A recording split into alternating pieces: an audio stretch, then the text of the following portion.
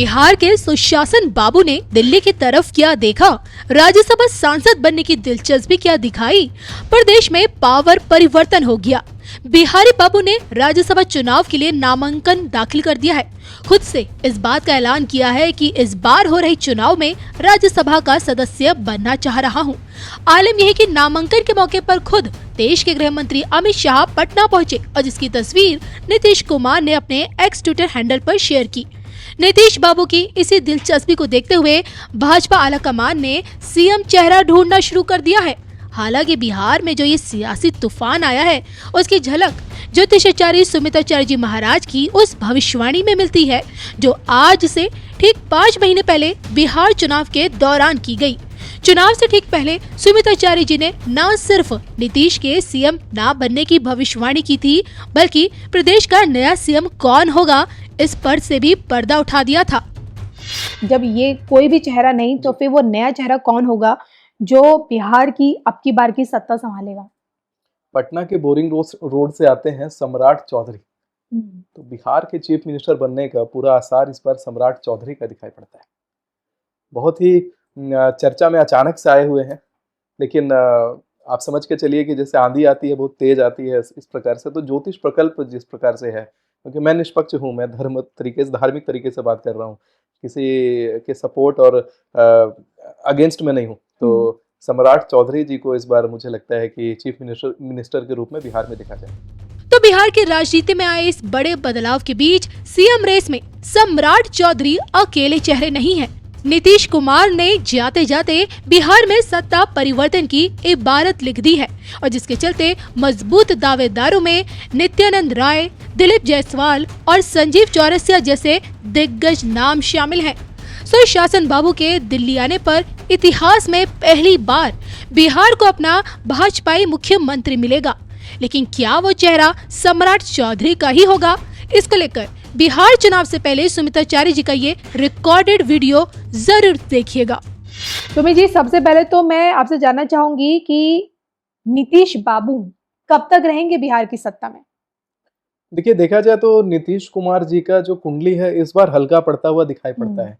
ये ऐसा हुआ है 30 मार्च वाले शनि का जो सत्ता परिवर्तन हुआ उसके कारण, और इसका जो प्रभाव है उनकी आयु की रक्षा कर रहा है। अगले 2.5 वर्ष तक अभी स्वास्थ्य रूप से बढ़िया रहेंगे, लेकिन 2.5 वर्ष के बाद जो है उनका स्वास्थ्य जो है वो गड़बड़ाएगा। अभी भी जो पूरे 3 वर्ष आप ले लीजिए, 2.5 से 3 वर्ष का जो समय है उसमें स्वास्थ्य थोड़ा मोड़ा डगमग होता रहेगा, लेकिन तीसरे वर्ष से लेकर के जो 5वां वर्ष है वहाँ पे मार्केश निर्माण हो रहा है। तो वहाँ पर थोड़ा सा सतर्क भी रहना है कि वहाँ पर महामृत्युंजय आदि का जाप करवाना चाहिए, और वो मार्केश का जो निर्माण होता है वो बड़ा रोग लेकर के आने का ऐसा डर रहता है जीवन में, तो इसलिए वो भी सतर्कता बरतनी है। और साथ में जहाँ तक चुनावी आसार है तो वो अभी जो है सफल होता हुआ दिखाई नहीं पड़ता है, और इस बार हमें नहीं लगता कि वो हमारे बिहार में मुख्यमंत्री के रूप में हमें दिखाई पड़े। और इसी बिहार के सासाराम से राहुल गांधी तो अपनी वोटर अधिकार यात्रा निकाल चुके हैं, जिसमें उनका साथ लालू के लाल तेजस्वी यादव बढ़ चढ़कर दे रहे हैं। लेकिन कहा जाता है कि जिसने राहुल का साथ दिया उसने सत्ता गंवाई है। अखिलेश यादव इसका ताजा उदाहरण है। Back to back Rahul Gandhi के साथ गठबंधन किया, लेकिन सत्ता की चाबी उनके हाथ में नहीं लगी यूपी में। और पहले भी गठबंधन हो चुका है आरजेडी का कांग्रेस के साथ, लेकिन कुछ फायदा नहीं कर हो पाया। अब की बार क्या लगता है इस यात्रा से आरजेडी और कांग्रेस को कुछ फायदा मिल पाएगा? पूरा 14 वर्ष का वनवास अभी काटना है तेजस्वी जी को। हाँ, 14 वर्ष का वनवास, मतलब 14 वर्ष तक अभी सत्ता बनती हुई दिखाई नहीं पड़ती है, लेकिन सीएम वाले पूरे लक्षण हैं और पूरा नेतृत्व जो क्षमता है, अच्छा लीडरशिप क्वालिटी है, सब कुछ है। 14 वर्ष के बाद जो अगला उसके बाद जो चुनाव होगा उसमें चीफ मिनिस्टर ऑफ बिहार वो बनेंगे, ये भी तय। यानी कि उनकी कुंडली में मुख्यमंत्री बनने का योग है, लेकिन फिलहाल 14 वर्षों का वनवास उन्हें राजनीतिक वनवास काटना ही पड़ेगा। जी हाँ। कहीं से आपको लगता नहीं कि जोड़ तोड़ की राजनीति से बन पाएंगे? कुछ ऐसी संभावना दिख रही है आपको? किंग मेकर की भूमिका में नजर आ सकते हैं? क्या है कि एको हम द्वितीयो नास्ति न भूतो न भविष्यति वाला बात है। तो 14 वर्ष तक ऐसा कुछ नहीं होने वाला है। जो मैंने वाणी इसमें कही है, इसमें 14 वर्ष वाला जो फेरबदल है उसमें कुछ होगा नहीं। चाहे आप कितना भी तोड़ मोड़ करके इसको बनाएं, चाहे जैसे होता है कि पूजा पद्धति में कहते हैं कि फूल कम पड़ गया तो हमने अक्षत का प्रयोग कर दिया, जी। तो वो वाला यहाँ पे नहीं चलेगा। यहाँ पे 14 वर्ष का संयम रखिए, उसके बाद देखिएगा कि निश्चित रूप से बनेंगे। लोक जनशक्ति पार्टी के लिए कहा जाता था रामविलास पासवान, जी। जो अब तो नहीं रहे, लेकिन बिहार के ये एक ऐसे मंत्री रहे हमेशा से जो सरकार में हमेशा रहे, जी। चाहे भाजपा की सरकार हो, कांग्रेस की सरकार हो। जी। अब आप इन्हें इनका गुड लक समय या कुछ भी समझे, जिस किसी की सरकार बनती थी उसमें ये केंद्र मंत्री के तौर पर हमेशा नजर आते थे। जी। अब उन्हीं के बेटे रामविलास पासवान आज उन्हीं के नक्शे कदमों पर बिहार की राजनीति में फुल एक्टिव है। चिराग पासवान जी। माफ कीजिए, चिराग पासवान उन्हीं के नक्शे कदमों पर फुल एक्टिव है। क्या लगता है इनका भविष्य क्या कहता है पॉलिटिकली? चिराग पासवान मेरे फेवरेट नेता हैं एक तरीके से कह लें बिहार में, क्योंकि युवा हैं और जो सुंदर तिलक धारण करते हैं, आंखों में बड़ी चमक है और वाणी भी बड़ी उनकी तेज है और बहुत ही बढ़िया नेतृत्व क्षमता के साथ वो प्रकट होते हैं। लेकिन जहाँ तक राजनीतिक करियर की बात की जाए, चीफ मिनिस्टर बनने के आसार की बात की जाए, तो अभी जो अपना पद संभालते हैं सांसद आदि के रूप में, वही पदों पर अभी दिखाई देंगे। 30 वर्षों तक इसी प्रकार से चुनावी लक्षण दिखाई देंगे, लेकिन बिहार के चीफ मिनिस्टर बनेंगे, लेकिन 30 वर्ष के बाद। अभी 30 बहुत वर्ष के समय, बाद। मतलब उनका 50 वर्ष की आयु जब उनकी पूरी हो जाएगी, उसके बाद का जो समय है उसमें वो बिहार के चीफ मिनिस्टर के रूप में प्रकट होंगे। तो अभी तत्काल चीफ मिनिस्टर के लिए खर्च मत करिए, उसके लिए तैयारी मत करिए।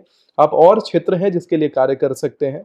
धर्मार्थ रूप से बिहार को मजबूत बनाइए, बलवान बनाइए और धार्मिक संगठनों को बल दीजिए बिहार में, क्योंकि बिहार में धार्मिक संगठन बहुत कमजोर पड़ रहे हैं और जो आपका नेतृत्व क्षमता है, मुझे लगता है कि जो व्यक्ति धर्म प्रायर्थ हैं वो आपके साथ चलेंगे। आप खुद बिहार से आते हैं। जी हाँ। और अगर नीतीश कुमार नहीं तो नीतीश कुमार का कोई उत्तराधिकारी आपको लगता है कि जो बिहार की सत्ता संभालेगा, नीतीश कुमार क्या बिहार को अपना कोई उत्तराधिकारी देकर जाएंगे, ऐसी कोई संभावना है? इस प्रकार की संभावना तो नहीं है, क्योंकि अभी तो बैक टू बैक, जैसा मैंने बताया कि चाहे बिहार के अभी बनने वाले सीएम जो होंगे उनके बारे में हो, चाहे तेजस्वी यादव हो, चाहे चिराग पासवान हो, तो अभी अगला 30-35 साल का तो पूरा जो ट्रैक है वो तो पूरा क्लियर है। तो इस प्रकार का तो प्रकल्प दिखाई नहीं पड़ता है। चलिए, इन सब के बीच आपसे लोग जानना चाह रहे हैं कि जब ये कोई भी चेहरा नहीं तो फिर वो नया चेहरा कौन होगा जो बिहार की अब की बार की सत्ता संभालेगा? पटना के बोरिंग रोड से आते हैं सम्राट चौधरी, तो बिहार के चीफ मिनिस्टर बनने का पूरा आसार इस बार सम्राट चौधरी का दिखाई पड़ता है। बहुत ही चर्चा में अचानक से आए हुए हैं, लेकिन आप समझ के चलिए कि जैसे आंधी आती है, बहुत तेज आती है, इस प्रकार से तो ज्योतिष प्रकल्प जिस प्रकार से है, क्योंकि मैं निष्पक्ष हूँ, मैं धार्मिक तरीके से बात कर रहा हूँ, किसी के सपोर्ट और अगेंस्ट में नहीं हूँ। तो सम्राट चौधरी जी को इस बार मुझे लगता है कि चीफ मिनिस्टर के रूप में बिहार में देखा जाएगा। क्या यही सम्राट चौधरी अगर आपकी भविष्यवाणी अनुसार मुख्यमंत्री बनते हैं बिहार के, तो क्या अपना 5 साल का कार्यकाल पूरा कर सकेंगे? जी, पूर्ण रूप से पूरा करेंगे सम्राट चौधरी जी। और बीजेपी भी परचम बढ़िया बिहार में भी लहराए रहेगी।